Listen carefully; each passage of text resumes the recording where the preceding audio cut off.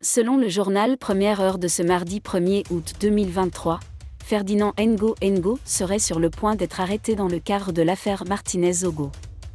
Nos confrères affirment que le président de la République serait informé, suite aux investigations qui ont révélé de nouveaux éléments, que Jean-Pierre Amougou Belinga et le DGRE, Maxime Eko ne sont pas les instigateurs du meurtre de notre confrère assassiné depuis janvier 2023.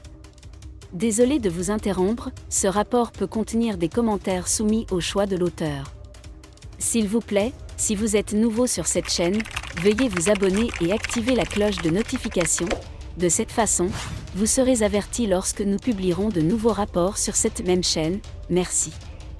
Toujours d'après notre confrère, le véritable coupable serait le secrétaire général de la présidence de la République, SGPR, Ferdinand Ngo. Dans son édition, il est également mentionné que Paul Biya serait gêné de mettre en prison son SGPR et de libérer les personnes accusées et incarcérées depuis quelques mois. Les chefs d'accusation retenus contre Amougou et compagnie, à savoir complicité par aide à la torture et non d'homicide, étaient déjà le signe que leur responsabilité était sujette à caution.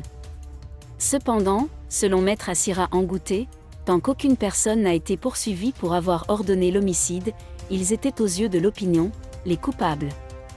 La torture telle qu'elle a été prévue, aboutit à une qualification induisant le fait que la mort n'était pas volontaire.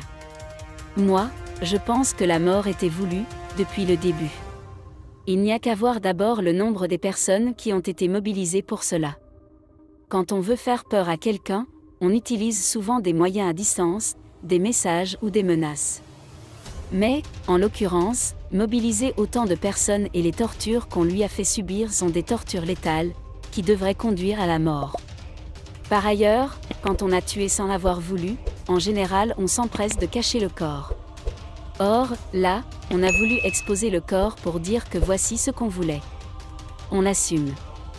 Je ne suis donc pas sûr que la mort ait été accidentelle. La deuxième chose pour laquelle je ne suis pas d'accord avec les qualifications, c'est pour la complicité.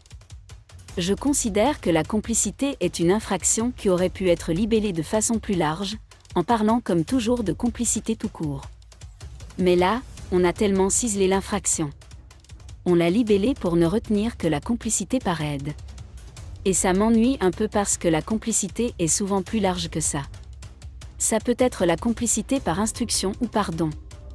J'ai donc l'impression que c'est une façon d'éliminer toute recherche autour, c'est-à-dire qu'en dehors des personnes qu'on a limitativement retenues dans la procédure, il ne faut pas aller chercher au-delà, parce que les autres personnes n'ont pas donné d'aide, alors que dans la coulisse, elles ont dû donner des instructions, ou autre chose.